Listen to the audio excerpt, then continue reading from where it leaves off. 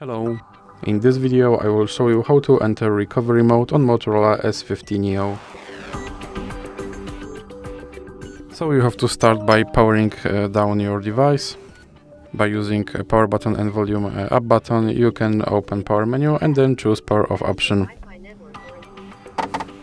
Now when your device is powered off, you have to press power button and volume down button at the same time.